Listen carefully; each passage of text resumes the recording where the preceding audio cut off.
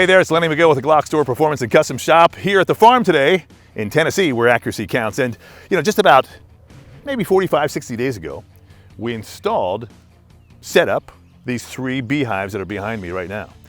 And just moments ago, Dick Brittner, who's the president of the Columbia Area Beekeepers Association, CABA, and Scott Billingsley, who is the farm manager here, tour into those hives to look at them to see how they're doing. And you'll see, if you notice that one hive down there, we added one extra drawer or stack because it was really prospering. The other hives are doing well, but they're just a little behind, and the stack will be added shortly. So we videotaped the entire process, got to talk to Dick Brittner, who's an expert with these bees and really understand what's going on, and really, got an inside look at the next step. So this is a follow-up to that original video on the honey and the bees here at the farm in Tennessee, where accuracy counts. And here's Dick Brittner.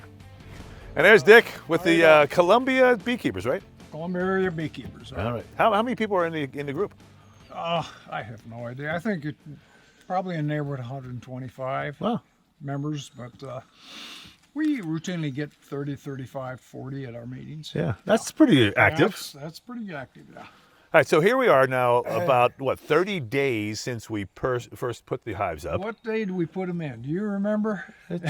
I don't. It's 30 or 45 days. Every day. It's 30 or 45 days, yeah. Okay. So what's the objective today?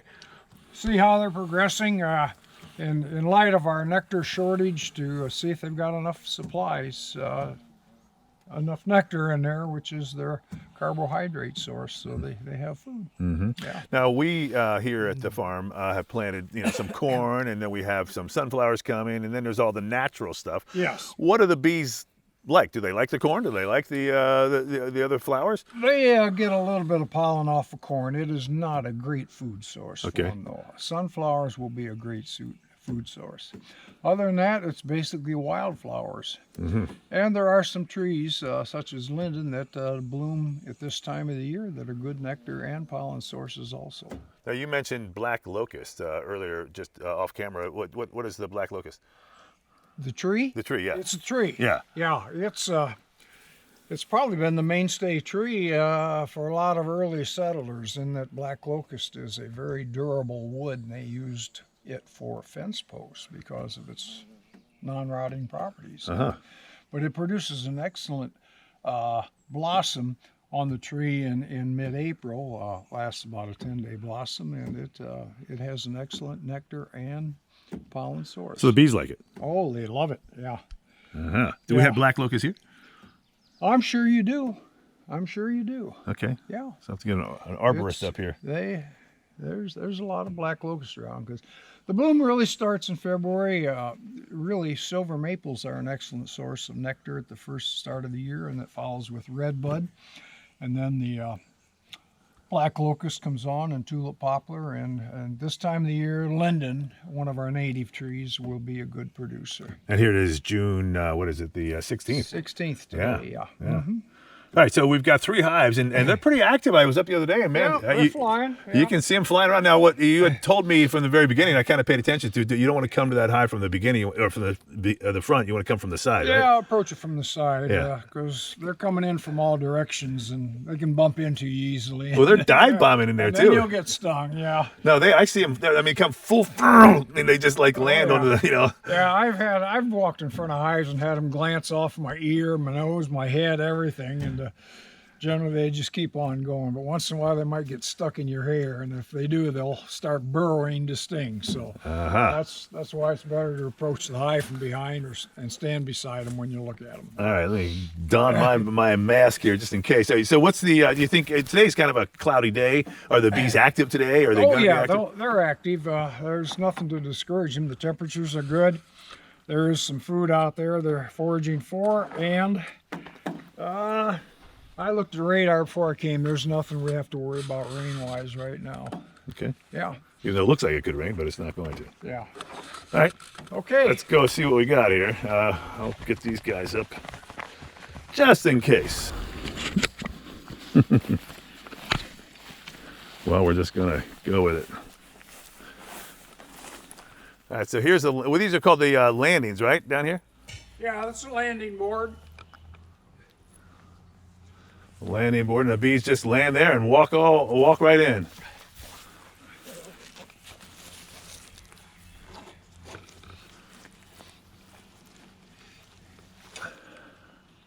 And all three hives appear to be a very similar quantity of bees coming up. We'll do the last one first and work back this way. Okay. All right. And the cinder block is there to keep critters out, right? Yes.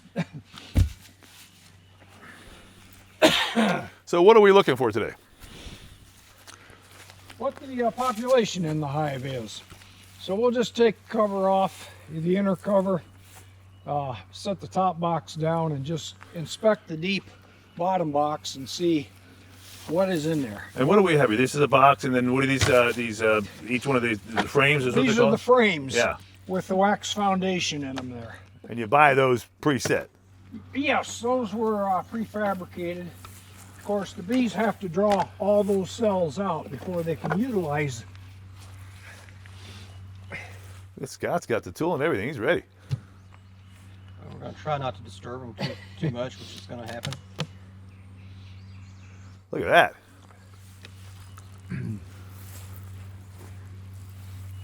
Now, what do you think? Basically, I see bees on every space in here, which tells me they are expanding nicely. Scott, let's go ahead and pop that up. What is that? Pop it open. This is a trap we put in with a bait for small hive beetles, Okay. which are one of the critters that can destroy a hive. And there were none underneath it, so I have seen very few hive beetles in my hives. So That's let me have your tool. And you can see that they did prophilize the holes shut. So we'll just clean that off and pop it open here. And there are no hive beetles in there. what is that, a little worm or something like that? That is the bait we put in there. Oh, I see. It's Okay. a poison bait. Oh, interesting. So this is great. That's what we put it in for. Had we picked up any of those beetles, they would be laying dead in there right now. But we're gonna just clean that debris out of those holes just like that. Okay. So that it is usable again. And they will propolize them shut again also. That's a summer-long process, so every time you come into the hive, you'll probably have to clean those holes out. Okay, now, Are we ready for round two? yeah, let's just pull out the third frame from the end. Because typically there's pollen and nectar on the end frames, and we want to see if there is brood in this center of this hive yet. Oh, let me get the frame holder here for you. There you go. Look at that. Wow. Look at all those bees. Oh, do you know what we have here? No. That is capped brood. Is that good? Yes, very good. There's probably some on this side also. Uh-huh.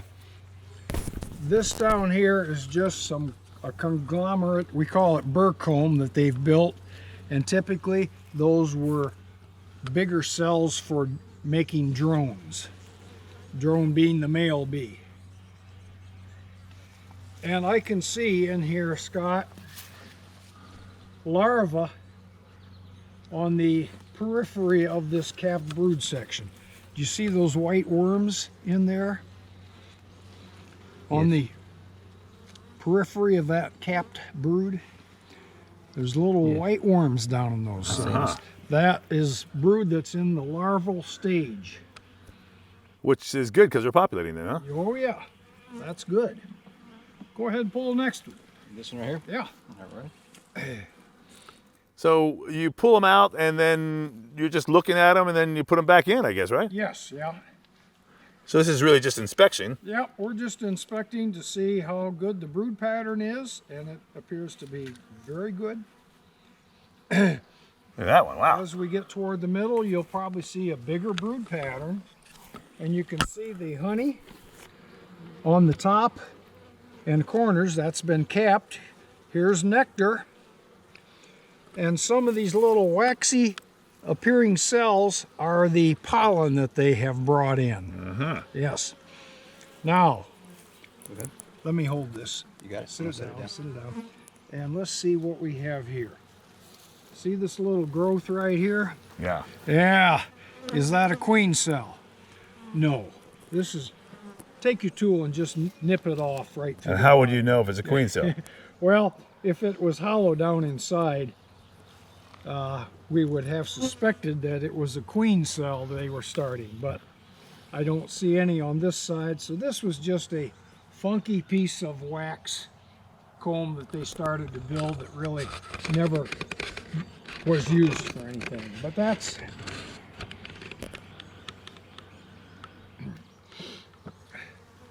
look right here. See this cell right here with the perforated cap? Yeah. That is a bee getting ready to hatch out. It's chewing its way out. How neat is that? Yes. So this is roughly its 21st day is when they hatch. Well, they look pretty healthy. Those look real good. Okay, here's the middle frame. Let's look at it. And Now, the reason you have a tool is because they actually get stuck in there with all the honey and the propolis and all the other things, right? propolis is a good glue. Uh-huh. Yes. It's also a great bacterial disinfectant for bees, so it benefits them tremendously. You got it? Yep. Come out. There's another one of those funky things there. Yeah, there's some burr comb right there we can remove. It doesn't do any good. And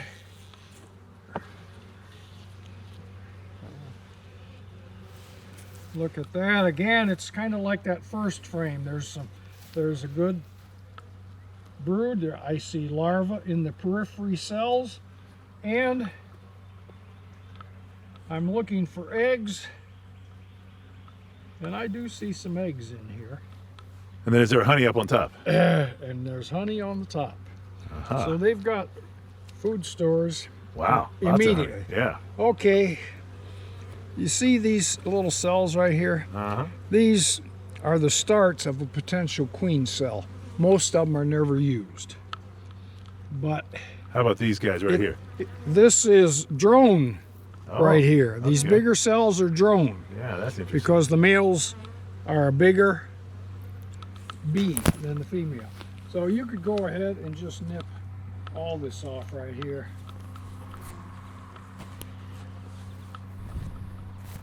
Well, back this way some. Just get on the board there. Yeah. Okay. Now these cells we tore open where there's some drone pupae in there. They will eat it, clean it up. They don't waste it. Mm-hmm. Okay, let's look one more cell. And that'll, one more frame, and that'll be the central 4 frames in the hive.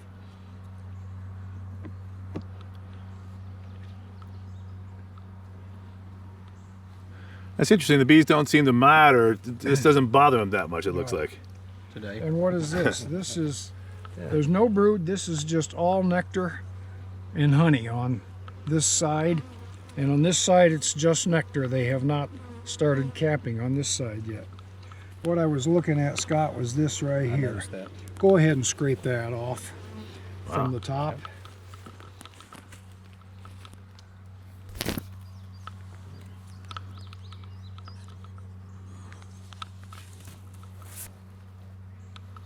Did we not put the oxalic acid towels in? We did not. You said We should have. Ooh, we need to. What towels are those?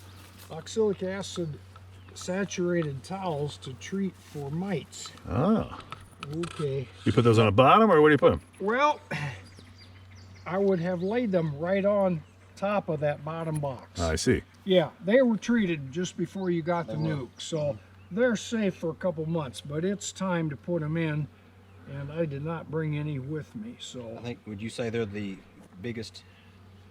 Oh, the enemy of the mites bee? are the main threat to The main threat. beehives, yeah. Yeah. Very good looking hive.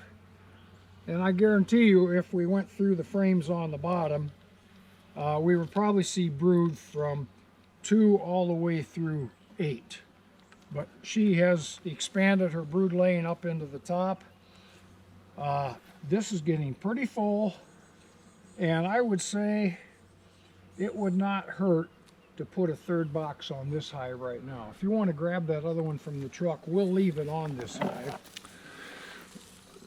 All right, Dick, so then here we are in June. We're 45, maybe 60 days in with these new hives. Of course, you know, the tip of the iceberg is when you get honey. When do you actually get honey?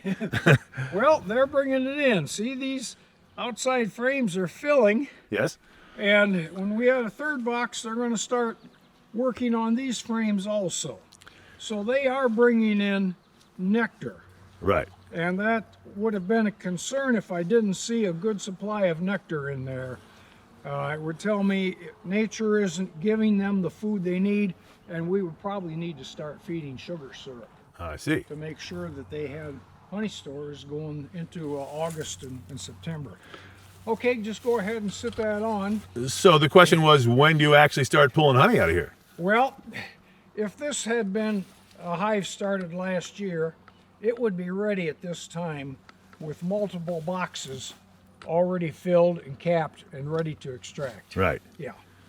But being a brand new hive, it'll be, maybe this fall we'll get some and may have to wait till next year. Okay. All right, put your inner cover and lid back on. That hive's in great shape. Am I setting that on there correct or the other way? Yeah, it looked like it. Yeah, that's good. And it doesn't hurt either way. Doesn't hurt? Okay.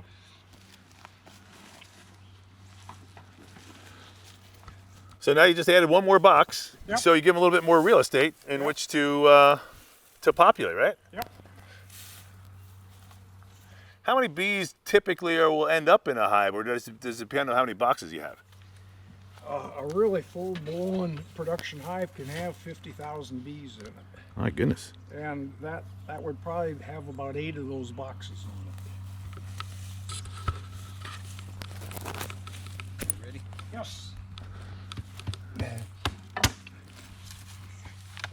And so we're thinking we're going to see basically the same thing in here, right? Well, the pictures you sent me last week said that these 2 hives didn't have as much population in here, and they don't. See, I don't see any bees basically in these outside frames, but there's a good saturation in the center. It's not saying they're doing poorly, but let's go ahead and pull that trap, Scott, check it out, clean it out.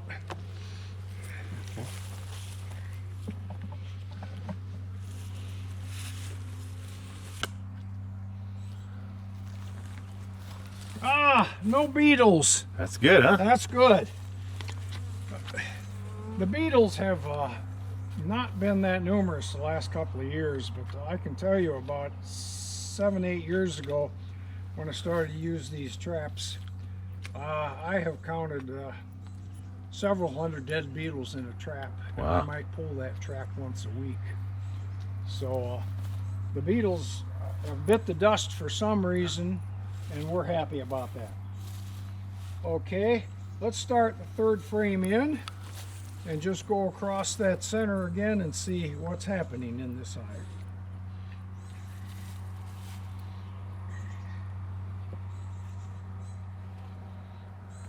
So not nearly as much activity, huh? No, they are putting nectar in that side. They haven't started to work on that back side yet. And this next frame, they're just starting to draw some wax down there, but as the population increases, they'll start drawing more wax as they need the space. So pull that frame. This is a frame now that looked like this one when we put it in here, when we put this box on the hive. And you can see they have drawn all that out, and there is some brood on that side. And there is some brood on this side. So they do have population growing in this hive also. And pull that middle frame now. We did not see the queen, but when you have eggs and young larvae, it's an indication that there's a queen that is actively laying. Now this is much more And this is a good active. frame of brood. So I guess they start in the middle, then work their way out. Yeah, they kind of start at that bottom and start that ellipse and half moon. And that's the way they build the frame. And That's got a couple of those little cap there's- cells on it. Let's just cut that off also. Just dig it out with the corner. Wow, and that's just like One wax. here and one here. That's interesting. Yeah, Is that the larva? What is that, the larva, or what is that? that is the pupal stage. Ah, Yeah. oh, Day 10, they cap the cell, and then it pupates for 11 more days before it hatches as an adult bee. And boy, these they're not aggressive one bit. They're beautiful. They're beautiful. Okay, let's look at that one, and that's going to look similar to the other frame on the opposite side. I'm curious about something. Why is the bottom? Is that You know, they're apt to chew holes in corners and sometimes anywhere along the bottom. And I think one of the reasons they do that is just to give them a little faster access to the other side of the frame. And if anything, it benefits the drone bees because the drones are so much bigger that they need some bigger. Did he get you? Yeah, he got me. Yeah. There was my first Yeah. of many to come. Okay. Snap your glove away from your finger, so if there's any stinger embedded there, it'll dislodge it. But that finger will hurt for a minute or two. So that's like that first frame we took out. They're putting some nectar in, they're drawing, and this hive looks great. It is growing, so we don't need to go any further. Queen is down in the bottom, just like the other hive we looked at. I was hoping we might have caught her up on these frames, but right now she isn't. so do you think this hive warrants another box? No, I wouldn't put another box on this one right Not now. yet, huh? That's No. interesting. So we can close that one back Put up. this back in. Put this back in right here. Yes, yeah, In the center. anywhere toward the back is fine. Okay. Interesting.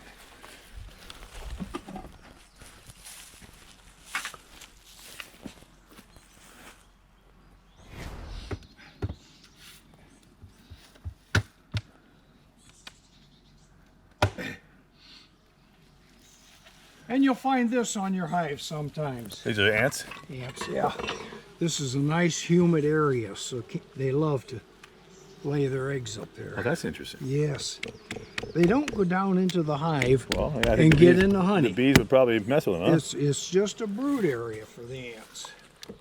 So I've never worried about them. I'll just take the inner cover off and take it over there about 10 feet and thump it on the ground to shake as many off as I can. No, there's a lot of bees on the other side. Thump it good. Okay. Glad you have a suit That's on, it. because they're swarming you. And there'll be bees flying off, but they're all going to head back over here. Yeah. They're pissed for a little bit. So this one looks a little bit more active than the other one. This looks very identical to the second hive right there.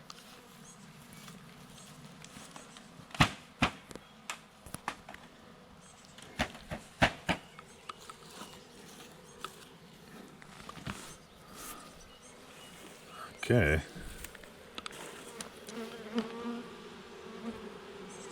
You can hear them, huh? Quite well.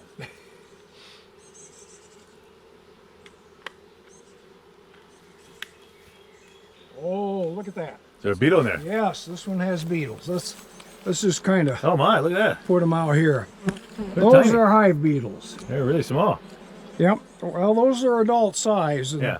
They go down to small size. So I would take my tool right now and just kind of dislodge those that are stuck to the bait right there. Get them out of the way. And what do? They actually go in and actually interfere? And go ahead and clean that up. They interfere with the bees? If we weren't trapping those hive beetles, they could produce enough eggs that hatch into larvae that just burrow through the brood, the nectar, the honey, and the pollen. And when you get enough of all that in there and they've made all those holes and everything, the honey and everything oozes out and you just have a slimy mess and the bees will leave. Oh my. Yeah, I've seen that happen. That's no good. Yeah. So it is well worth your effort to trap. And typically, when you open a hive, you'll see hive beetles jammed down in the ends here. Oh, there's some right here. I'll show you. Okay. Are they dead or alive? Oh, that was an ant in there. There may be a hive beetle down there. On the ends of these frames, there's good places for beetles to hide. And the bees are very good about pushing hive beetles into crevices. That's how a lot of them ended up in that trap. Here we go.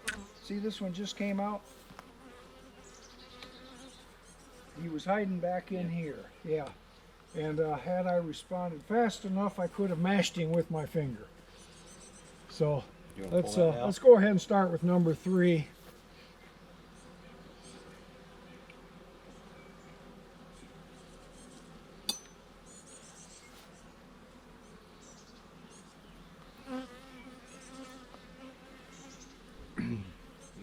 Yep. Well, that looks really busy. And it's got a lot of nectar on that side. Not a lot on that side, but with the season coming along, there may be enough nectar for them to fill all these frames. We hope so. Go ahead, pull that next one.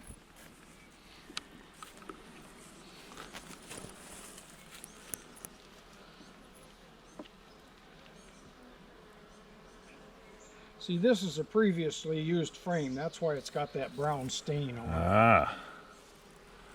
That looks busy too. This is a good brood frame. Look at that. You Wow. want to clean this off? Yeah, we'll let you clean that off. I'll let you hold it. I usually jam it down and then work with or against it so it doesn't slip and slide all over.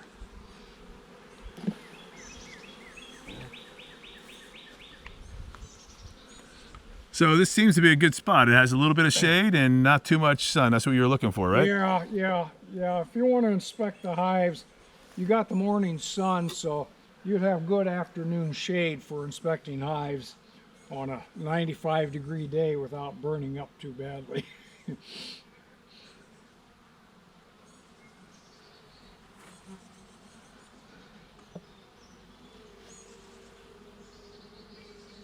Okay, that's a great looking frame. A little piece on that and some on the bottom right there.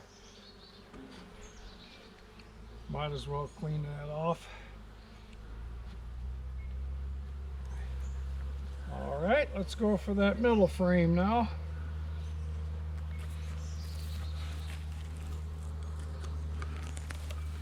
I tell you, you could work this hive without gloves on, and if you didn't roll or pinch a bee, you wouldn't have gotten stung as mild as these bees are today. And why are they just mild today? Well, it's perhaps their behavior. There's very little aggression. It's because Scott's so And there's mild good mannered. weather. They're happy. They've got brood. They've got nectar. And that's a beautiful brood frame also. That is. Now you got Yes. down here, these are the drone ones or what? The larger ones? Yeah, those extended cells will be drone, male bees. Okay, that's good. Let's just check this last one. Again, this box is fine, but I'd say in about 2 weeks, Scott, you'd be ready to put another box on top of these last 2 hives we're looking at. Excellent brood in that one. And this side is just full of larvae, just full. So you can go ahead and cut the wax off of this frame. And it looks like that third frame from that side is full of nectar, so they're doing great. Well, I'm going to have to get some shop towels, some of those oxalic acid towels made. I have none right now, and we'll need to put them in the hive because they provide about 2 months of protection. From the mites? For controlling mites, yeah. The oxalic acid is toxic to the mites, and when you lay these towels down there, the foragers and the house bees passing over the towels pick up the oxalic acid and get it on their bodies, and then it gets on the mites. Were there any beetles floating around in there or not? Well, there was one hiding up behind a frame there. As I was saying, I'm going to shake these bees just to show you the frame. Oh, well, how about that? And see, this frame has larvae. This whole area right here is just filled with larvae right now, and the periphery cells have eggs in them, so the queen has been very productive. And they cap those, or what do they do? Yes, on the 10th day that larva is as big as it's going to get. They quit feeding and they put their wax cap on there for it to go through its pupal stage, where it sheds its skin 3 or 4 times, and on the 21st day it's metamorphosized into that adult bee that it's become. So it just starts flying, huh? That's pretty amazing. It chews its way out and takes up its household duties. How does which bee know which is its function? Because each bee has a function. That's a good question. That's a good question. Who becomes a guard bee? Who becomes a housekeeper? Who becomes a nursemaid? And why? It's Yeah. amazing. Yeah. It's an organism we cannot understand, but it's amazing. Beautiful hive. Okay, so is another box or not for this one? Not yet. You said Not yet. a couple No, weeks. I'd say 2 weeks. It would be safe in 2 weeks to put the third box on these 2 hives here. So from what you've seen, do you think there will be honey in the fall, or should it be next year? Well, usually the nectar flow slows going into July as the rains become less frequent. And August is usually a non-productive month. But starting in September, there's a lot of other wildflowers start coming on the scene that produce pollen and nectar. So we usually do have a fall nectar flow. So it varies each year also, depending on moisture levels, rain levels. And it could be a great year, it could be a bust year. We never know. Okay, you can put that back on. Well, the one thing I noticed about the honey that we got, I'll tell you what I usually do, because so I don't want to smash. I usually put it like this, bring it up, kind of scrape them in, and then lower it down real slow to give those laying in there an opportunity to get out. Once they feel they've been pinched a little bit, they'll get out as soon as you pop it back up just a hair. And then we don't kill too many under there. so I was saying the honey we got from the last hive seemed to be not that sweet. It was good, but not too sweet. It was really good. It is good. Is that what you find with these, or is it different every year? It'll differ every year because the floral sources will vary every year. And you never know what it's going to be. Yes, honey rarely repeats with the same flavor every year. So Goes off. obviously we're in Middle Tennessee, and Columbia is right here just outside of Nashville. If someone wanted to be part of your organization, how would they get a hold of you? What's the best way? We have a website, columbiaareabeekeepers.com. And all the information is on there with phone number, address, and they can contact me through that site.